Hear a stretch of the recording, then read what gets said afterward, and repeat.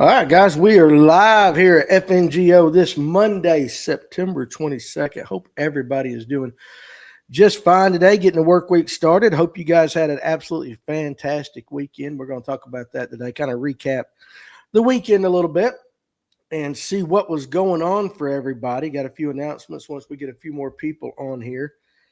I hope the early morning of Monday, as far as you guys being at work, has treated you well so far. I know a few guys that it has not, and I got those guys in my thoughts and everything. You never know what you're going to get when you go to work, right? You just never know how it's going to be. Cody Campbell, what's going on, buddy, over there on YouTube? I'm glad you could join us. Let me take a sip of this coffee, trying to get it kicked up and going. You know what I'm talking about? What's up, Tyler? But anyway, that was a good weekend. Good weekend. Definitely the weekends are never long enough. What's up, Cam? Kyle Brown, how you doing? So, first of all, let me go ahead and take care of Justin Ortiz. Hey, absolutely fantastic meeting you the other day, buddy, coming up here to the shop. What's up, Doug, Messick, and Moist Donut? That's why I'm on the lake instead of working today. I wish that's where I was at. I really do. I see you over there, Dino, on TikTok. We'll get it going. Doc Holiday, all you guys, Tracy. Coleman, what's up? Watching from physical therapy today. Already at a 70-degree angle of motion on my knee in less than a week from surgery. There you go. Hey, I'm happy for you. Cody's been trying to join when I can. Early days of college or chaos. I understand that. I understand that. I need 7-day weekends. We all do. What's up, Tony? Well, I hope your weekend was great for all of you guys. Yeah, we do. We need a 2-day work week and a 5-day weekend. But you know what? Those 2 days, boy, that'd be hell. What's up, Fred? Anyway, let me go ahead and take care of the most important pressing thing because I do have to go home at some point today. And I want to say, again, happy birthday to my wife, Amanda. Okay, I'm not going to tell you how old she is. She might get on to me. But she is the reason, probably the sole reason that I get to do what I get to do. Because she really, takes care of everything at home. She keeps me straight. And she deserves a whole lot more than what she gets. But happy birthday, Amanda. I love you. Chris Wallace, how you doing? And Justin, you guys come on back. We have fun up here. So anyway, how was your weekend? You guys, I want you kind of, before I do a couple of these announcements, I want you to kind of get in your minds, how it went for you, whether you were fishing, whether you were hunting, or whatever. If you just want to gripe about college or pros, we'll probably get in that in football. And I'll tell you a little bit about, I went hunting this weekend, and I'll tell you a little bit about that. I want you guys to, very short notice because today's the 22nd, but this Saturday I got notice of a benefit tournament the Fishers of Hope are putting on over on Lake Notley, and it's to help the Sester family. It's a family of 5 that lost everything. Got 2 young boys, lost everything in a house fire. Imagine that, losing everything you've got, not only your home, but everything in a house fire. Well, they're going to be putting on a tournament going out of Devers on the Deaver ramp on Lake Notley this Saturday. It's a $100 entry fee. There's going to be food and a raffle right after the weigh-in. If you guys want to, you want more information or you want to make a donation, can't fish it and want to make a donation, call or text 706-851-5146. I'm going to type that down here in the comment section. 706 851, multitasking right here, boys. 5164. And that is the Sester benefit tournament. There we go. Both fat fingers ain't working. I hope I did that right. Yep. All right. So it's right there in the comments if you guys want to help out. Bible says we should work 6 days and rest on one. I'm just saying. Carson, did I see anything Saturday? Yes. Not what I wanted to. Gone fishing with Ed placed first on Hard Labor Creek Reservoir on Saturday with 83.75 inches. And like I always do, you kayak guys, give me a guesstimate on what that would be in pounds. And 83.75, I believe that's pretty good, right? I don't know about the weigh-in stuff. Cody Campbell, my first 3 MLF college derbs are on Hartwell, Seminole, and Eufaula, basically fishing a Georgia Bass Nation again. Hey, listen, if you got the experience on those lakes, definitely use it to your advantage. Messick doesn't want to talk about his Gamecocks this week at all. Yeah, you shouldn't. You really shouldn't. And Weekend was busy, not much fun time, but hey, Emil won and Washington won, so that was cool. Yeah, Emil Wagner, the beautiful one. He won the EQ this weekend. And you know what? It's just a matter of time, guys. He's been on the show a bunch. It is just a matter of time, in my opinion. I really firmly believe this, that you're going to see Emil Wagner hold up a Bassmaster Classic trophy or even get Angler of the Year. We got a lot of strong young anglers from North Georgia. Paul Marks Jr. could do it just as well. But I'm telling you what, Emil, he is one of the coolest cats I've ever had on the show. He's always just so nice. And anytime I see him doing well, it just, you kind of swell up with that pride a little bit. You know what I'm saying? I mean, I definitely didn't teach him how to fish, but he's been coming on the live well for 2-3 years now. He's on about twice a year. And absolutely just, he's a hammer. And I tell everybody, he could go out here in the middle of Highway 53 and figure out how to catch a bass. Don't fish with that. So that's roughly about 17 pounds. Okay, that's good for hard labor. That's good. That's a good weight. And if I miss your comment, guys, throw it out there again. Tony said, I know it's hard to believe I didn't fish a bit this weekend. I'm going through withdrawals. Yeah, I'm telling you what, you ought to. I'm like that at times. Fishing went good yesterday, all on top water. Imagine that. That's what we've been talking about. And that's what Kevin Underwood said the other night. Top water. Caught around 20 fish before I got off at 1 p.m. Eric Durazo here. Man, that largemouth I caught Saturday was sick. I haven't seen it. If you posted it on the page, sometimes the other guys, they let things through, and I don't always get to see it, or you might have put it on the bragging board this morning. But I'll go back and look when I get caught up for sure. Hope everyone had a great weekend. I was stuck inside with COVID. Good grief, man. COVID, that stinks. Paul was third. He was third. Yeah, Paul Marks was third. And I'm just telling you, they're good. They are good. And everybody in the world who says, them boys ain't nothing but scopers, whether you agree or disagree with it, them boys can flat out fish. Just some people are born with it. And both of those are. I was making my fiance pay attention to Emil, and I was yelling at the TV when he would lose fish. Hey, you know what? John Cruz sure was happy that Emil won, because now he gets to fish the Bassmaster Classic. And that is a pretty cool video of him sitting there watching the weigh-in, waiting for Emil to weigh in. And I mean, Emil dropped 23-something the final day. I mean, he just crushed it. But watching him, like, imagine that. You're dependent on somebody else to help you qualify. You've done all you can do, and now, it rests in the hands of somebody else. And, of course, Emil Wagner delivered. But, John was happy. I'm telling you what, he was happy. That was actually a pretty cool video to watch of him watching it. Helped with the Lake Lanier shore sweep Saturday, and we filled up a roll-off dumpster with dock floats. Now, Dino, that is a great thing and a sad thing at the same time. You know what I'm saying? It's great and it's sad that y'all could fill up a roll-off dumpster with trash and dock floats. I hate that, but glad people out there like you were doing that. I didn't even know that was happening. Next time y'all do something like that, let me know so we can push it out on the page. I always like Brooks and Emil. Emil's awesome. And Brooks is actually my favorite of all of them, just because I like the kid. He'll tell you that. I get all, bromance with Brooks and all that.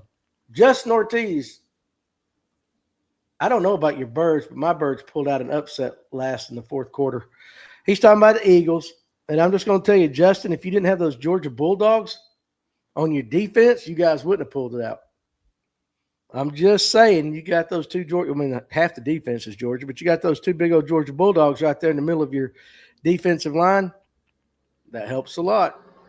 And yeah, you guys did pull it out.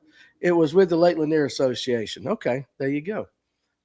Let's see. No fishing for me. Went to the farm in Kentucky and basically killed wasps all weekend. This is my second time clearing them this year. Don't need any surprises opening day. Now, I've done that. I've gone into a stand that wasn't checked by the guy that took me hunting that day.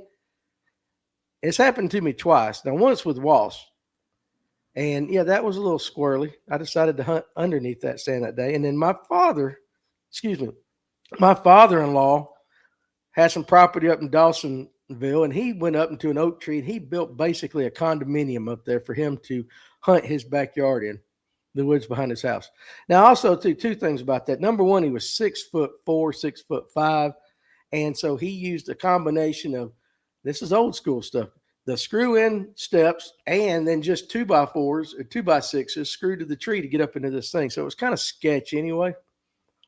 But I remember one day, he hadn't been hunting in a while or something like that, getting up this tree. Now, guys, I'm 20 foot, 25 foot up a big old oak tree.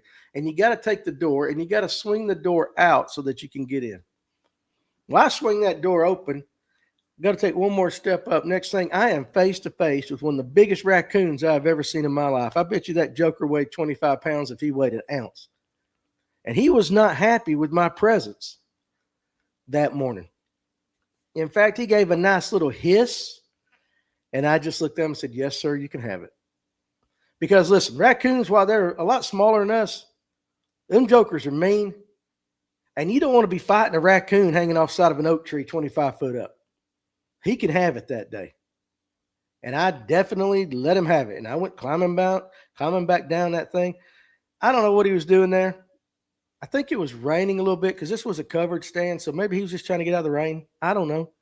But needless to say, I don't know about you guys if you've ever had an experience with a raccoon. But they're not friendly critters. They're not, everybody's, oh, they're cute. Raccoons are so cute. You see all the women on social media. Oh, they're cute. Them jokers are just little bitty balls of destruction and just pissed off critters. You know what I'm saying? And you definitely don't want to mess with them. I know they're cute. I know some people get them every once in a while. They find one and they make it grow up to be a pet. A raccoon out in the wild? No, bro. No, he can't have it. Did anybody's fish act differently Friday and Saturday? Seemed like my big ones just did not bite. Guys in the comment section will have to answer that because I went hunting. And I will tell you this, and I'll get to your comments as I scroll on down. But hunting, I took Trey Saturday over to our little place in Milton that we get to hunt. Wanting to get my boy, you've heard me talk about it, want to get my boy into hunting and everything. We saw one doe. We've had pictures. We had cameras out, and we get pictures. And this is just the way it goes.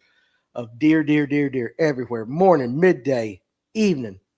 The wind was right. It wasn't blowing out from the direction the deer were coming. One doe. And he didn't get a shot at it. And I actually watched it because we're not too terribly far apart. And I watched it kind of run down the hill away from him off the property. And then I went back Saturday afternoon, late, got in a blind. I hadn't been in a blind. I ain't hunted in September in a few years now because I don't like the heat. Hot dang, boys. Listen, Saturday evening, you might as well have been roasting me for a while. Like a big old meatloaf in the oven. That's the way I felt. Just sweat pouring off of me. Now, about the last 30 minutes, it kind of cooled down because I'm in kind of a bottom. I seen one spike. He came out about 7 o'clock. He went right, and he basically got a feeder out there where I can see. And he just basically come out in this little opening 10 yards in front of the blind. I could have just dropped him at any time. But I didn't want to shoot a spike. And I just let him meander. And it's getting dark now, and he hasn't left, and I don't want to spook him off because I want to get back up the truck, go home. I got it on my camera somewhere. I videoed it. I videoed him for like 8 minutes. And I finally just said, honest to gosh, I went out there, stuck my head right through the little blind hole. I said, dude, would you leave so I can go home? And that deer jumped up about 452 feet. And he just hightailed it. Choom! He didn't know what hit him. And I was just dying laughing. But I did. I was like, dude, would you leave? I gave him every opportunity. But the deer were not active for some reason where we were hunting. And it happens every time like that, right? Like if any of you guys were to come and I'd say, hey, listen, we're going to go to Lake X because it is on fire. We're going to just absolutely blast them. That will be the trip that we don't get a single bite. I told my son, we've been talking about it all week. The deer are there. We're going to stack them. And it's just the way it happens. It's just like Murphy's Law. It's exactly the way it happens. Now we're going to get a little hot next couple of days. Got some rain coming in finally. And hopefully that rain and then the cooler weather coming into the weekend, not terribly cool, but at least cooler, will get them up on their feet next weekend. So I don't know about your fish acting differently. I can just tell you that the deer, at least where we were at, acted a little bit different than what we expected. And man, I was sweating out of places I ain't sweat out of in quite a long time. Emil won that tournament on his last cast. Crazy clutch, Gene. Some people got it, man. Some people got it. We caught 7 Friday evening, 8 Saturday evening on tuna, mostly dragging a shaky head trick worm and counting rocks. That's the way to do it. Tracy Coker. I love this because this is actually the truth. And I haven't read all the comment, but I see the first part. Just because you have a live scope or not doesn't mean you can catch fish. It takes more thought than what you think to catch fish with that tech. Oh, no, seriously. Now, it shows you. That's the one thing. They're there. You know, that doesn't mean you can make them bite. Bobby, what do you like to do in the fall transition? We've talked about that on the last few podcasts and all. I think everybody, basically 2 things, at least around here in North Georgia, what everybody's talked about. Right now, top water. And then the fish are moving shallow. So if you're a power guy, you can hit your shallow stuff. And then top water, like on Lake Lanier, out over brush, over humps and all that. That seems to be, in all the conversations that we're having, the 2 main things everybody's talking about. So fall down here in Georgia, unless we get like a severe cold, which generally don't happen until what, October? Maybe late October, early November sometimes. It's probably going to stay. Now, Kevin, stay like that. Kevin Underwood did say the bass are moving already, he believes. He said on the live well the other night, they're already in their fall kind of areas for some reason because the baits, moved out. We had a couple cold weeks or cooler weeks in August, and he thinks that triggered it, plus the length of days. There's a lot of factors. But that's what he said. We do agree, all of us agree down here in North Georgia, that there is a fall transition on our lakes, getting ready for the turnover. Early morning main lake points, ? Then start back, then start. Okay, let me read this again. Early morning main lake points, then start morning to the back during, and dadgummit. Oh, I messed up that comment. I murdered that one. Let's try this again. Early morning main lake points. Start the morning to the back during the day or start in the back.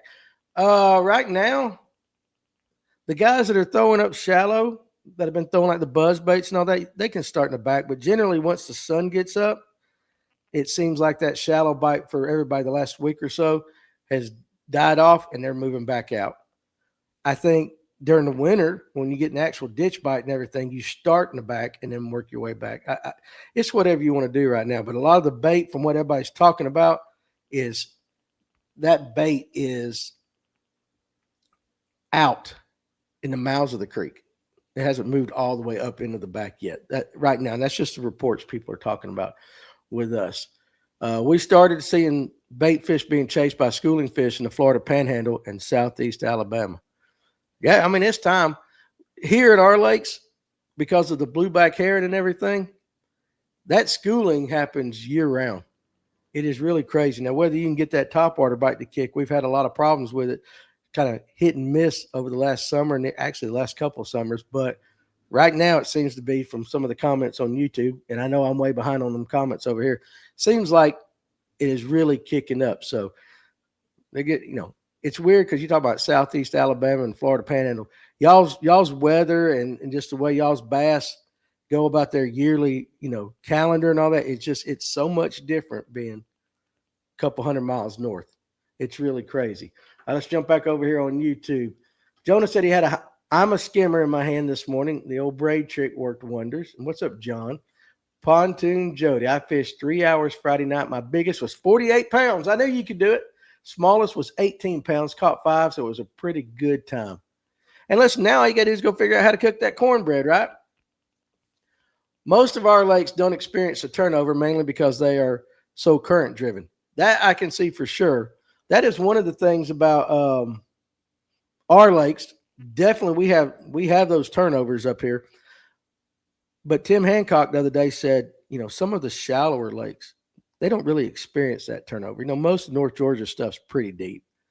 But you get on down, it just depends on the lake as to whether they have a fall transition or not. And Atlanta Safe House, I did, and I'll hit you back on your text that you sent me here. I've been kind of busy. I'll get with you here in a little while. But, yeah, got out there for sure. Let's see. Fred Ashcraft. Oh, that stinks. You're talking about the heat. I believe you're talking about the heat. That stinks when you're in the duck blind too. Beavers are aggressive. Yeah, I've never done hand-to-hand combat with a beaver. Jody's fish would have ate my fish. I placed second Friday night. I only had 7.23 in 3 spots. Hey, Messick, though, listen, you cut a check, right? So if you cut a check with 7.23, imagine what the rest of the guys were doing. I bet it was tough. Brendan Glover says they were on fire on Lake Allatoona Friday night. On fire, he says. Pontoon Jody says, my fish was all mean.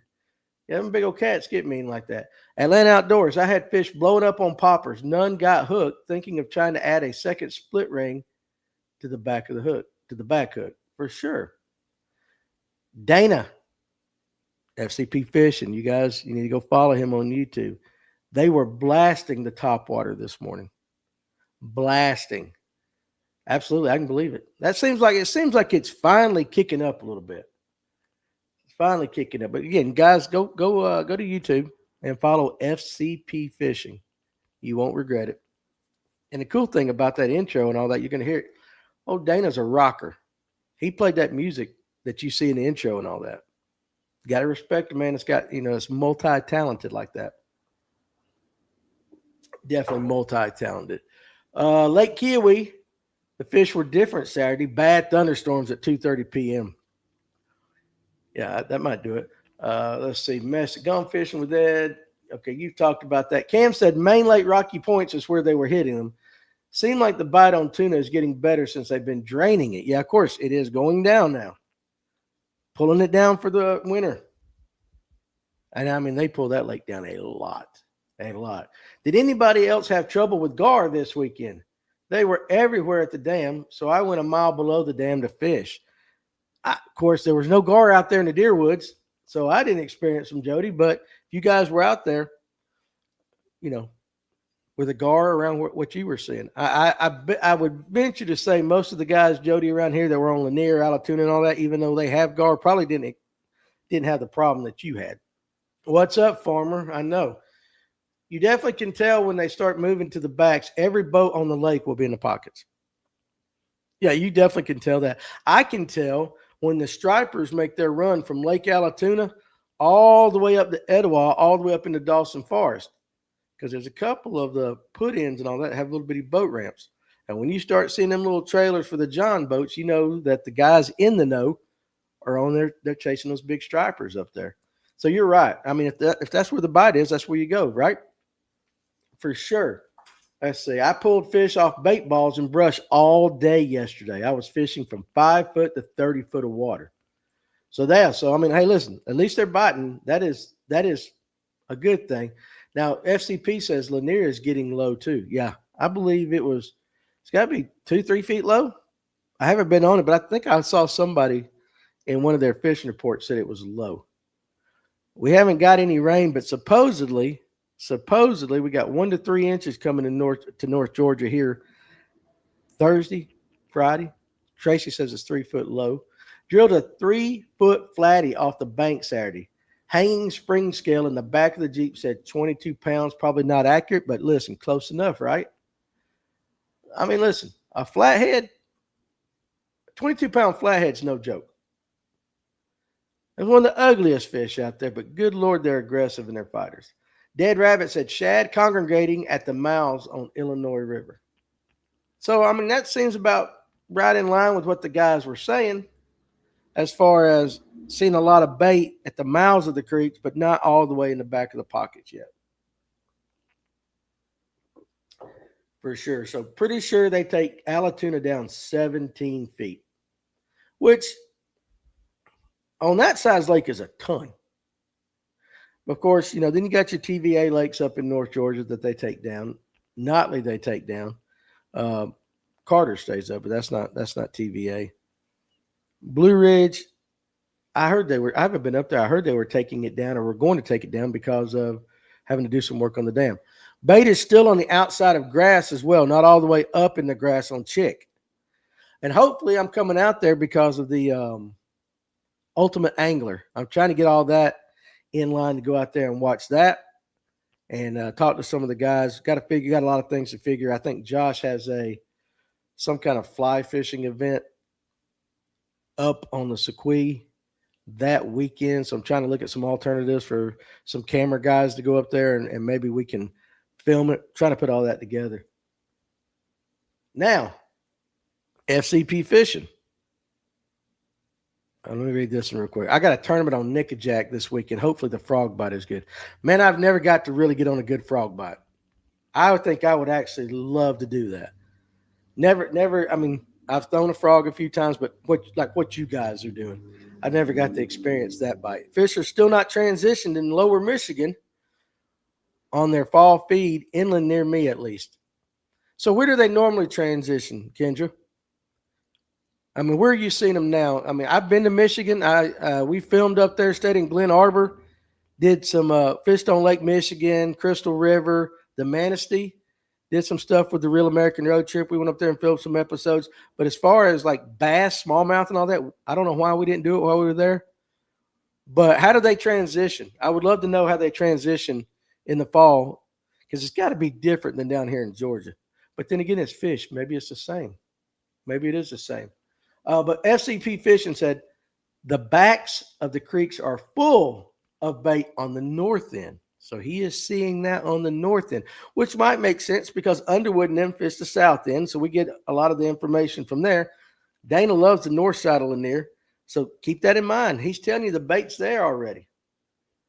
Love it when you guys throw out what's going on. Kendra said, I fished a tournament yesterday. The fish were shallow, not feeding. Okay. What's the bait fish that you got up on that lake? What lake are you talking about, too, if you don't mind me asking, Kendra? Let's see. Chris Akins. Joe back from Champlain and fished Burton on Sunday. They were biting. Yeah, Dylan ended up – what did he end up in? Where did he end up, Chris? How did his tournament end up? I was actually busy. I didn't get to keep up with it, but I had guys saying – they were saying, what a meal. They were texting me about a meal and all that. But I didn't even – 16th. Dude, that's great. 16th is awesome. That is a very solid finish. Now, Kendra says this is the bait fish in Michigan. They typically go super shallow. Okay, the fish typically goes super shallow feeding on bait fish. It was super slow, bite only on a wacky rig, which is my favorite way to catch fish. Year-round is the wacky. I love throwing a weightless wacky. My sister and I won the Classic with 1336. They feed on gill, bluegill, and minnows. Okay, there you go. Well, congratulations on winning the Classic. That's awesome. Got to get more women fishing for sure. We got to get more women in our to watch us. I hope I say this right. Portage, Chain, and Pinckney. Portage, Chain, and Pinckney. Okay. I looked at some of the analytics today on some of our videos. It's like one video, 100% of the viewers were white males. No, I'm just kidding. 100% of viewers were males, ages 45 to 54 on one particular video. And I was like, oh my gosh, we gotta diversify here a little bit. We really gotta diversify. We're trying. My local lake is down 10 foot now, and we'll get drawn down another 20 foot on top of that for winter pool. Now, this is in Kentucky. Does that help you with the winter bite? I'm curious. Kendra said, I fished the Michigan BFLs as well, regionals in Sandusky, first weekend in October. We wish you the best of luck. Let us know how that goes. I think that is absolutely awesome. Pontoon Jody said, I would love to see a women's fishing channel. Pontoon Jody, I've got a few things in the works. I'm going to try to make that happen. Honestly. Lanier needs to be about 10 foot lower, says Fish Finder Value Guide. Now, Gregory Harris said, would Rome really flood if they didn't take Allatoona down? All I know is this. And Kendra says, thank you last season as a co-angler, moving to Boater for 2026.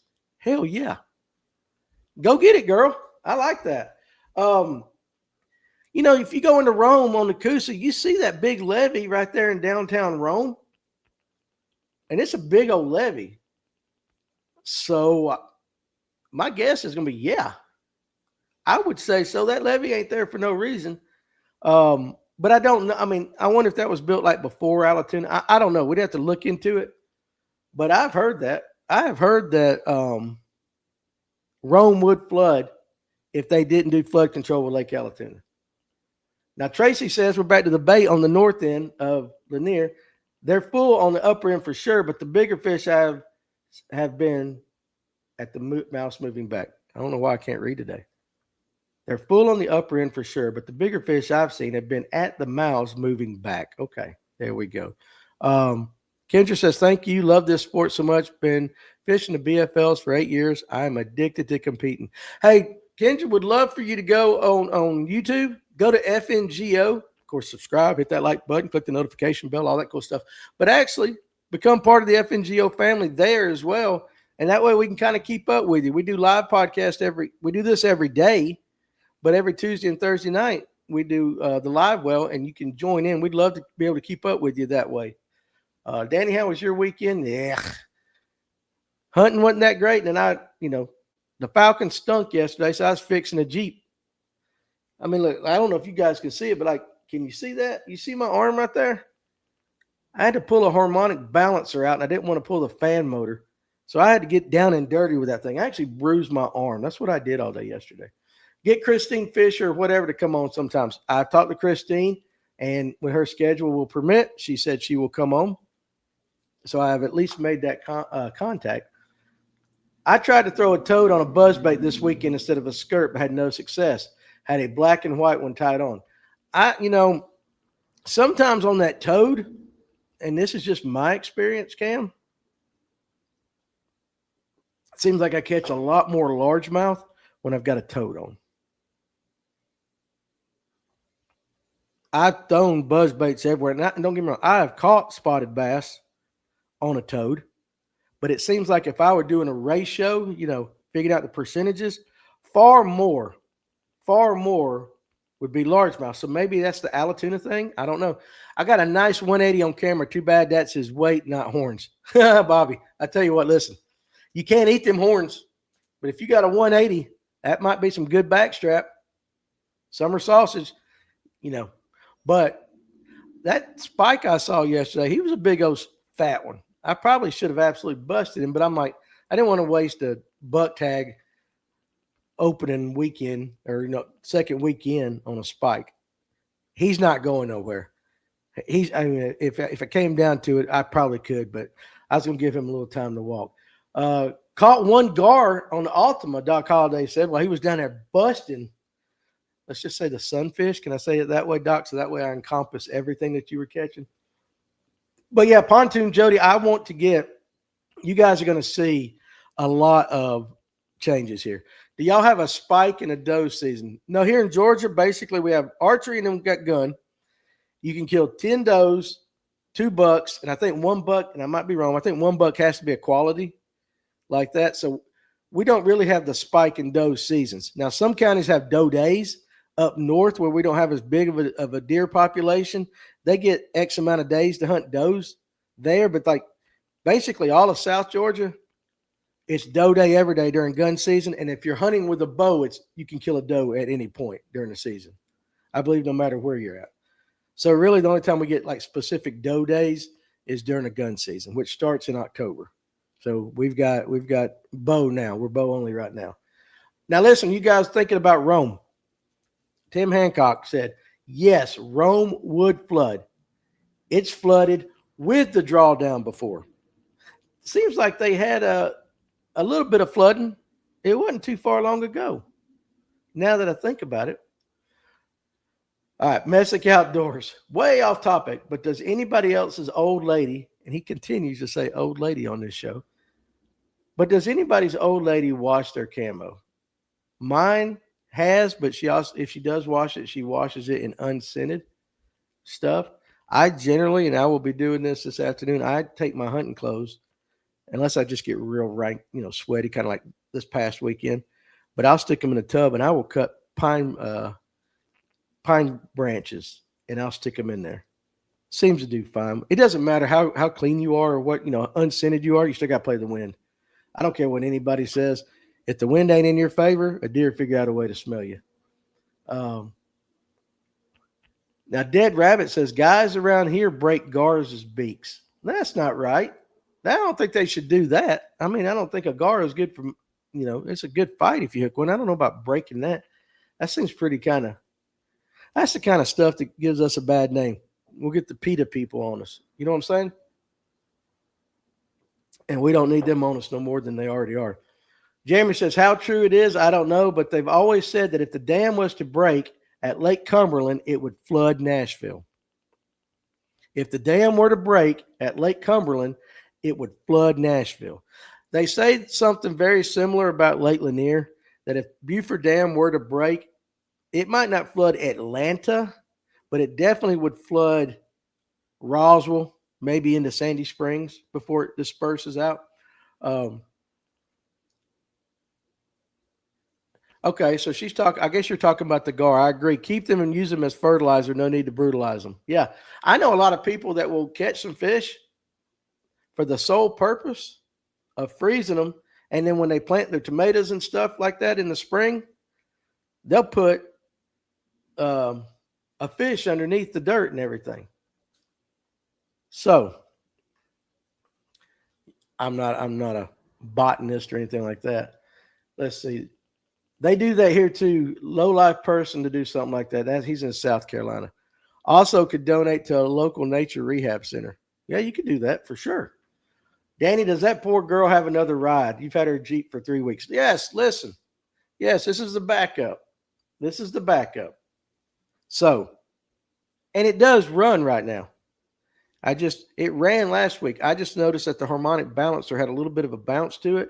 And what happened is if you pay attention to those, a lot of those have this rubber. It's like two pieces, and they got the rubber in there with half of the rubber was missing. And I didn't know nothing about a harmonic balancer last week when I took it off. So I just stuck it right back on there, and then I noticed it. So I just got a new one. It ran up into yesterday, took it apart, stuck it back in. I'm getting better. FCP Fishing. Christine is a badass. Yes, she is a very good angler. She has whipped many, many, many people in tournaments. Looked like, now I didn't read the article, but I was scrolling through Facebook or something. Looked like she just got engaged. All I know is she was sitting there with her hands over her mouth, and a guy was on his knees holding a box. So I just assumed. It looked pretty clear to me. What's up, Far Dog? My buddy up in Oklahoma. Now, Gregory Harris, anyone fish Lake Russell for crappie? So if any of you guys out there fish Lake Russell for crappie, throw out a response there to Gregory Harris. I do not, but it seems like we've had guys in here in the shop that have talked about fishing for crappie on Lake Russell. Now, how good it is, I don't know. Alex Purrs is out there fishing right now, boys. And Alex, I hope you are enjoying your day off, if you know what I mean. Did y'all change y'all's tagging rules where each deer you have to register through the app? We're supposed to do that, like especially like if you take it to a processor, they're going to ask you for this number. So you go on Georgia DNR's app, you hit Buck, Doe, County, all that stuff, and then it spits out a number, and you're supposed to give that unless they've changed it. Unless they've changed it. And you give that number to your processor before they will actually do the deer to be legal. Now, I didn't hunt last year, so if they changed it from the year before, I don't know about it. 10 does, that's crazy. Welcome to insurance companies here in Georgia. That's what everybody says drives it. I know the biologists will say something different. I don't know. But, yeah, we've been able to shoot 12 deer for quite a while now. And if you play it right and you do certain quota hunts and managed hunts, seems like somewhere, and I could be wrong on this number, but it seems like if you play certain things right, some of them hunts don't count against your 12 regular season deer. You know what I'm saying? And that you could get up to 16 to 20 or something like that. I heard a guy telling me about that. 16 to 20 deer, of which, they could be like 4 or 5 of them could be bucks, something like that. I've never done that. 12 is a lot. If you're just feeding a family of 2 or 3 like that, you definitely don't need 12. But if you want to give them away to people that are needy, you can do that. Some people, they're going to shoot their 12 whether they need it or not. Hey, as long as they're legal, you can't fuss about it. Might not be the best thing to do. I know that when all 3 of my kids lived at home, and I like does better. I like to eat the does better than I do bucks. It's just me. 5 regular sized does would do us for the year because, we ate it constantly. and we get one ground up, one ground in the sausage, had back straps on all of just whatever you had to do. But my kids were raised on deer meat. So I feel pretty cool. Like when I cook it now, and they've brought friends to the house. Hey, you're eating deer? Let me cook it. And generally, if you cook it right, that'll hush that mouth up real quick. Back to Rome flooding. Tim Hancock said there was a mall underwater. Used to be a mall where the Home Depot is. It got flooded. When the water went down, there were fish in the stores.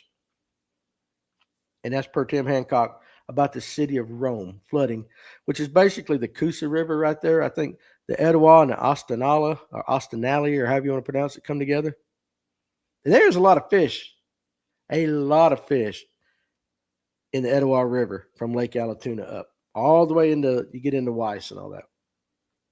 My fish went on a run and took drag, and my hair got pulled in the reel, and I was stuck. It was really hard to get out with a 48-pound catfish pulling on the other end. Do you guys ever catch your beards in your reels? Okay, Pontoon Jody? No, I have never had the problem of having any of my body parts or hair or anything get caught into a fishing reel. Now, you have long hair. I could kind of see it. But what I would have loved to have seen even more so than that, now that we can laugh about it, was I wish you had that on video. I wish you had that on video fighting a 48-pound catfish with your hair wrapped up in your fishing reel. I think that would have made some good entertainment.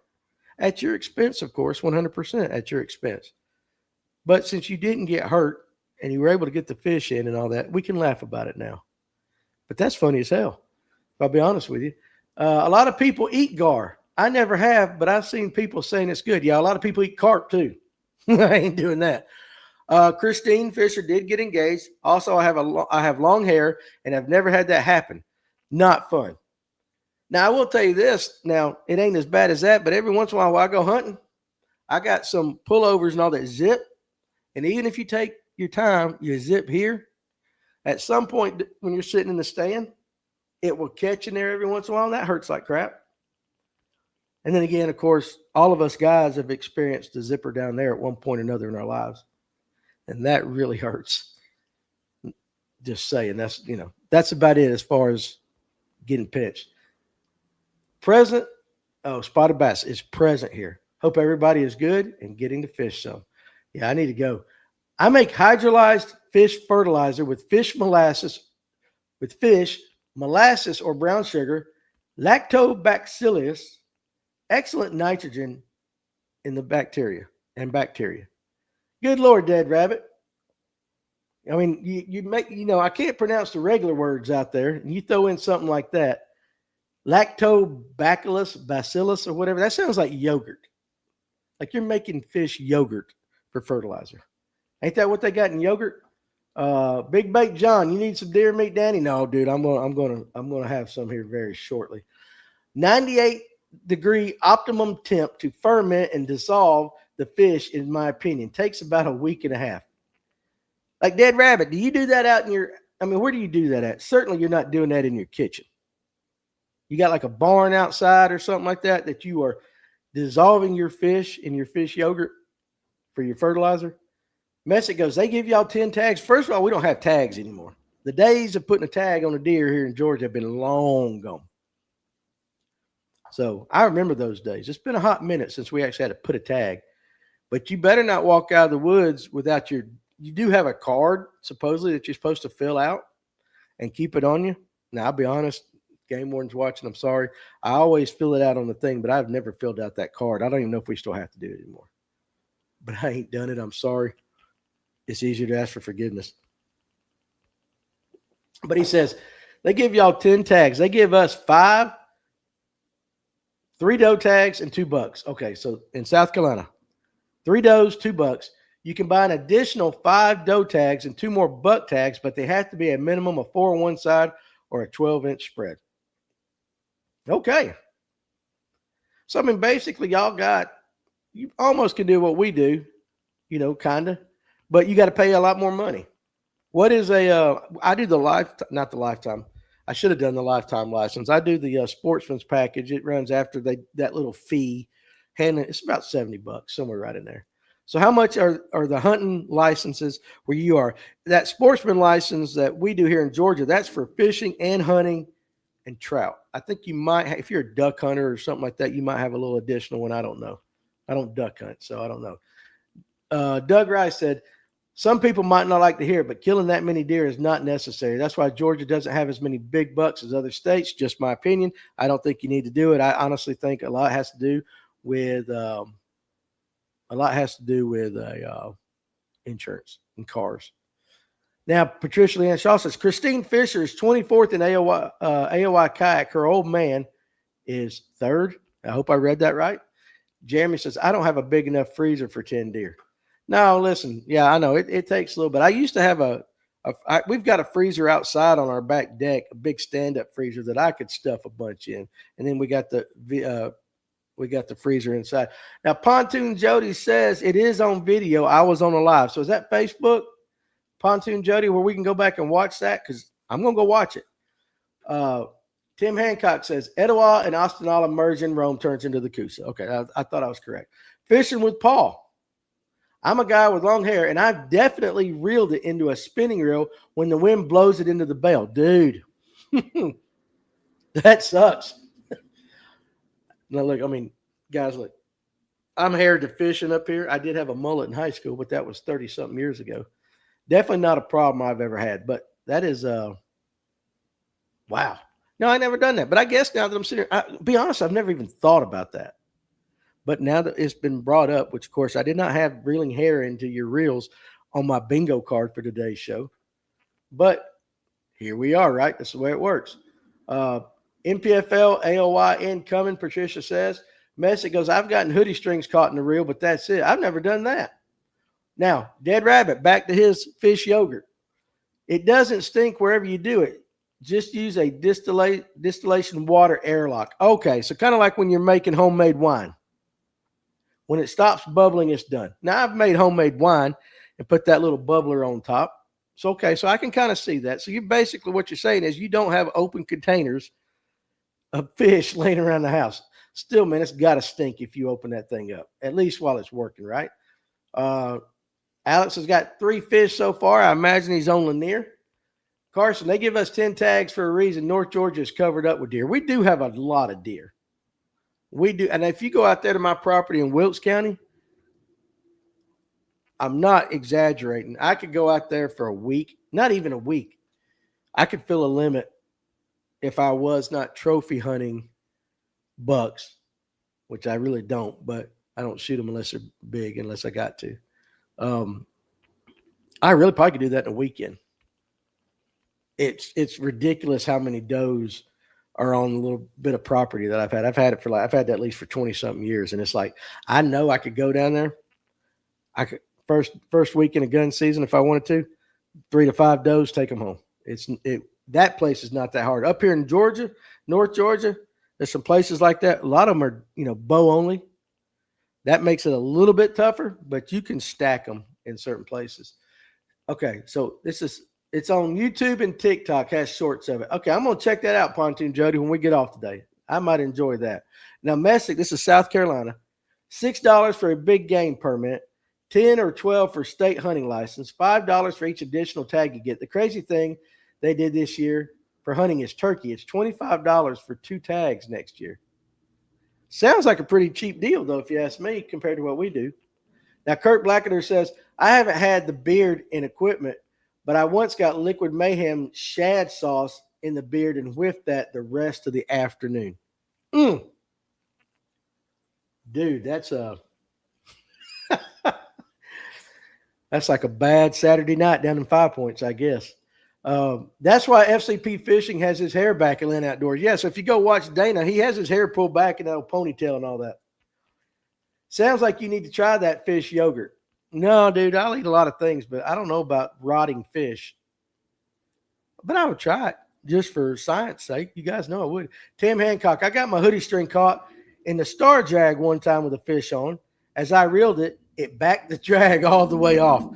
So, yeah, so basically it just – you're like, man, boy, this fish is really pulling drag. So that's pretty funny. Messick Outdoors. I'd enjoy watching Danny eat that fish yogurt that Dead Rabbit's making. You guys can't even get me a live shad in here for me to eat. I said I'd do it. Nobody will bring a shad in here because y'all guys say it tastes like garlic. I'm still waiting for that. Speaking of which, too, I got a guy on Facebook. If y'all saw that, we've talked about it here. Remember when I was talking about I wanted all you guys to call Garmin and ask them where the big bike button is? That all you guys know it's a joke. I put that little short out there on Facebook and Instagram and all that. Had a guy in the comment section goes, "Do it yourself." I'm like, dude, it's a joke. I'm not expecting everybody to really call Garmin, and I'm not demanding all my followers call Garmin and ask them where the big bike button was. I just thought it'd be funny as hell if you guys did it. Man, people are too serious. I told them to lighten up. I mean, seriously, did not the title of Garmin has a big bike button even clue you in that it was even a joke? Some people just want to be heard sometimes. Danny, what's the GPS coordinates to that property? No, I'm not telling you. Can you still run dogs for deer in Georgia? Definitely not in North Georgia. And if you still can, and I'm not 100% on this, it would be very South Georgia. It would, if it's even allowed at all, it would be way south. Tracy said, I tried to call Garmin, but it was a 30-minute wait to talk to a person. Where's the closest place to get herring for y'all? That would be probably Hammond's for sure. Patricia Leanne Shaw, who will be the elite rookies, and will they be as good as the last 2 years? I don't know. I haven't even looked into it, to be honest with you.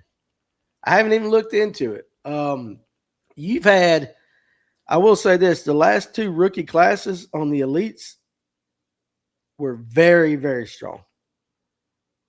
Very, very strong. I see no reason why your next batch wouldn't be just as strong. I mean, kids today, for whatever reason you believe in, and I say kids respectfully because anybody younger than me is a kid. Okay? I just say that. All the guys that come around, they know that. I'll say kids. But they're all good. They're so much better than we were at the same age. These young men, and hopefully some young women at some point, when they get to that point, they're ready to go. There ain't no waiting around. And I know, you get some people saying, well, they ain't put their time in on the water and all that. Well, hell, they don't need to. They already know how to catch the fish. They already know how to catch them. They don't need time on the water. Too much information out there on YouTube. I promise you, I got 9-year-old kids come here in the shop that probably can give you as in-depth a breakdown on a whopper, plopper, or a spinnerbait as a lot of the guys my age coming in here, if not probably more. Because there's just the information is right there. These kids, they watch the YouTube, they see what you guys are catching them with on TikTok, and they follow the sport. But the information is there. It is there, and it is right out there, and it's easy pickings. These kids are so good. So good. Which I always like when I see an old guy go, well, they could, no. Not these guys. You don't make it to the Bassmaster elite level being a one-trick pony. I don't care. You may have strengths, but you to get to that level, you got to be pretty well versed in a lot of different things. Fred Ashcraft says you can run dogs in South Georgia below I-16, which is where you go to head towards Savannah. Head on down to Macon. At some point down there, you hit 16. And my gosh, it is the absolute most awful stretch of highway in the state of Georgia. Like if you ain't got gas or if you're hungry, they might only be one place between wherever you get onto it and Savannah. Maybe 1 or 2 stops. That is the longest, just straight, boring drive. Just boring. But, hey, below that, you can run dogs for deer. Let's see. Dylan Akins is 14th right now in EQs. He's a good one. He's a good one. He will be a good one to come up. He can fish a lot of different things. He's been on the show couple times. You guys ought to go back and watch the episodes with him. Very bright young man.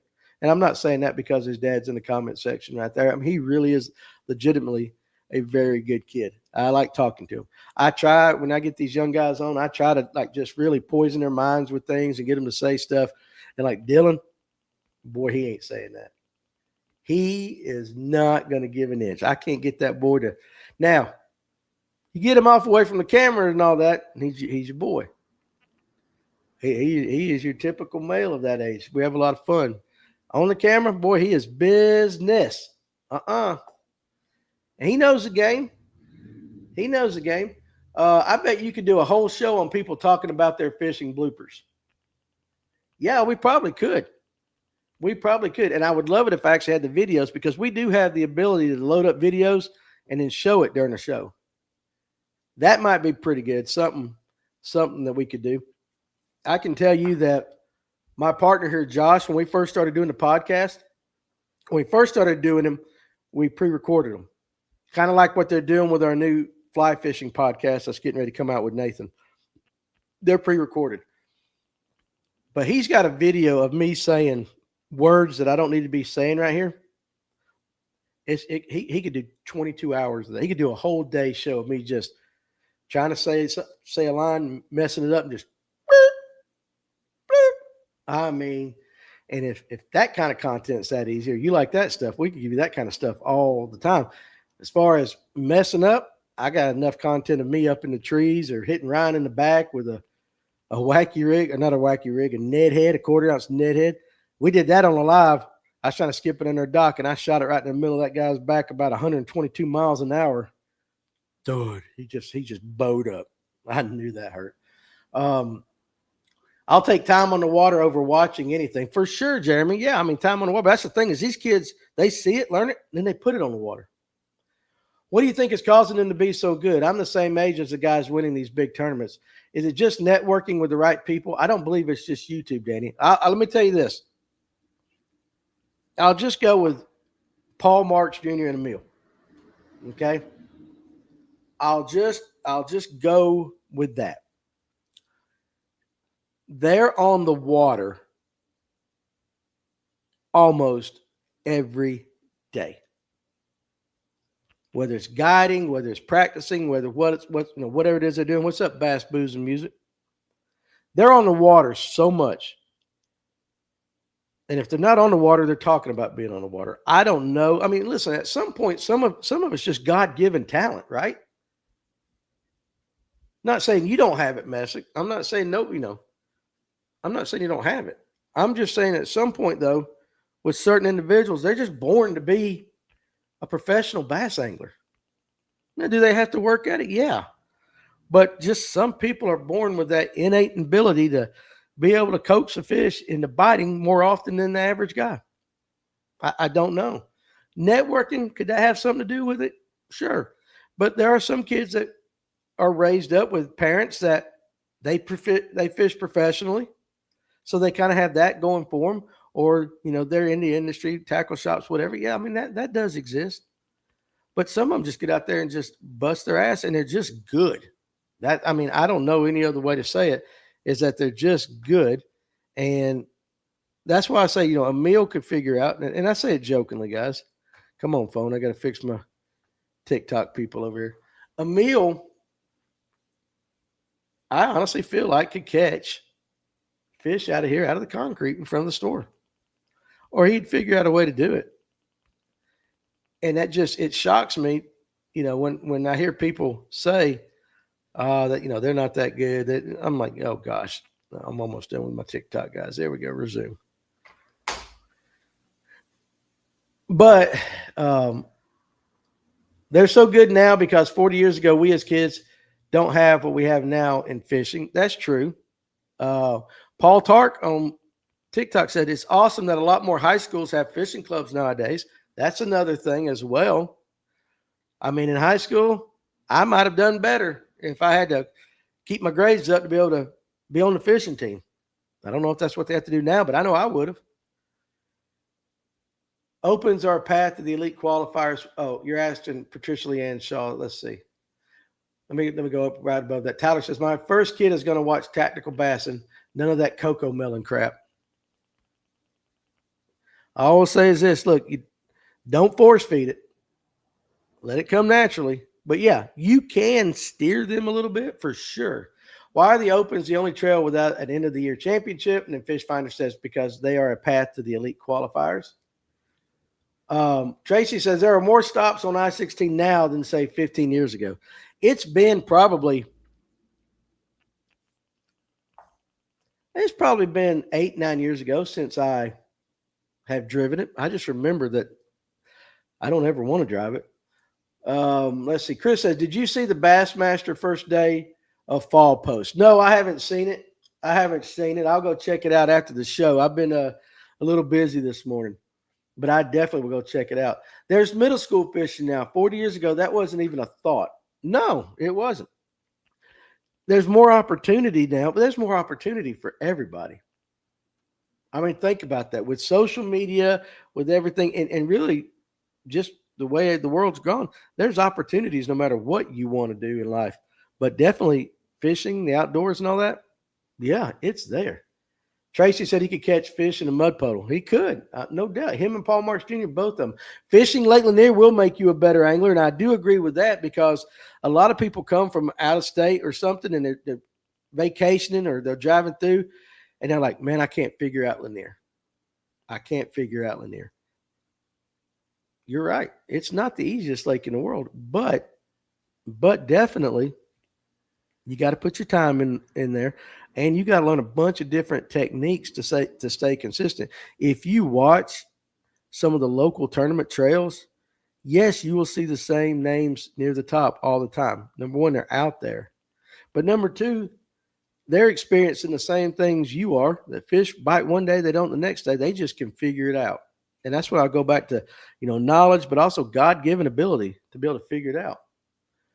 I remember one of the old shows y'all went over, y'all's craziest fishing experience. That was a funny show. I've got quite a few, Cam. Quite a few. Messick says, 100% agree. I just wanted to hear another side of it. For me, it's my competitive side. I hate being beat, and that's what pushes me to learn more and work harder. That was a great answer, Danny. Hey, now, listen, though, yeah, you got to do that. I mean, listen, and you can make it. You can make it. You can go as far as you want to go with it. But Tracy Coker kind of said it earlier in the show, just because you put a live scope on your boat doesn't mean them fish are going to bite. And I know some guys will say that. They'll go cheater box, all that. You got to figure it out. And the best ones do. And they figure out, hey, we're going to turn that joker off and we're going to go throw buzz baits or whatever. We're going to go skip docks, and they can do it. WB Harrington, I think fishing skips a generation, which would make sense if you were on here last week and I was talking about my son. He can't stand to fish, so maybe it does. That would make sense. So our MLF tackle warehouse, but they still have a championship. Don't really know the answer to that, Patricia. I don't know why the Opens don't have a championship. Could not even begin to tell you. Lanier can humble anyone. Sure can. I also like watching the Atlanta Falcons play football. I don't know if any of you guys did that yesterday, but that is 3 hours you can't get back. Luckily, I did not watch it, but I had the old turtle box outside while I was working on the Jeep listening to it. And, oh, my gosh. I guess that win in Minnesota last week kind of really threw us for a curve, right? That was a one-off because from all the guys that actually watched it, that was, many people say that could have been one of the worst losses in the history of the franchise. That's how bad it was yesterday. I watched a this is interesting. I watched a pro all bank fishing tournament. So the pros could only fish from the bank. It was interesting.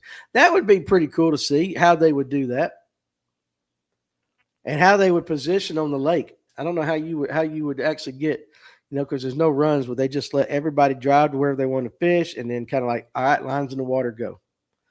My grandpa loved to fish, but my dad hated it. Maybe it could be that. Maybe it could be it skips a generation. My dad liked to fish, but to him, fishing was just something that you did every so often just to have a little fun. It was not I love to fish and I'm going out every day. My dad did not like to hunt at all. He never got into hunting. Um, I love to fish. I love to hunt. I've got a brother. He loves music. He's a guitar player. Fishing and hunting is not what drives his brain. Um, so yeah, there's just I don't know. I do like the competition aspect of it, but I just fish because I'd get home from school. Bus would drop us off about 3:30. Mom didn't get home to about 5:30. Dad got home a little bit later. I would knock out my chores real quick if I did them at all, and then I would run down behind my house to the lake and try to catch fish. Or I'd jump right off the bus, go fish, and then wait till the last 10 minutes and try to get back up there and do all my chores before my mama got home. But it was just what we did. I was on the back of a dirt road, and other than chasing the girls at the end of the road, there wasn't that many options. Seriously, that was your summer. That was your summer. You chased the little girls that lived in the neighborhood, or you fished.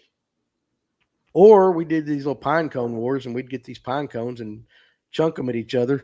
And the ones that hurt were the ones that hadn't opened up. You guys know exactly what I'm talking about. All my granddads love to fish, and so does my dad. Well, Tyler, hey, listen, you got it made right there. You got it absolutely made. So let's see. Been going about hour 6 this Monday. This has been pretty good. So I'm gonna call it a day for Monday because I got to do all the work this afternoon that I did not do over the weekend. So you guys come back tomorrow at lunch. We'll continue these conversations and all that. Tomorrow night, I'm still working on the live well, trying to get everything together. But of course, it's going to be a great show. 100%, it always is. So, as long as you guys show up, that's what drives the show. I didn't have a choice in the outdoors. My mom and dad both fished and hunted. I've heard stories of my mama waiting with her bow fishing bow and some snaky stuff. Yeah, hey, listen. Some people, that's just part of their lifestyle, right? And you're blessed to have grown up in that. But anyway, you guys listen. I'm going to let you guys go. Enjoy the rest of your first day at work. Don't work too hard. I hope this little break gets you through your work day. Final question, will Bassmaster ever pay $150,000 first place at the direction it's going with the lack of sponsorships and all that? I don't know, but they should. But I don't know that they will. But you guys come back tomorrow. Enjoy the rest of your evening. And if you're up here in the Marble Hill area, I'll be here at about 5 today. And then I got to go home and celebrate with the missus. And Justin's got one more comment about live scope. That was very true. Went out Saturday, live scoped a ton on brush. Only 1 2-pound spot in 8 hours. Brutal. So anyway, you guys be good. I will see you on the next. And let me get rid of my YouTube guys there. Y'all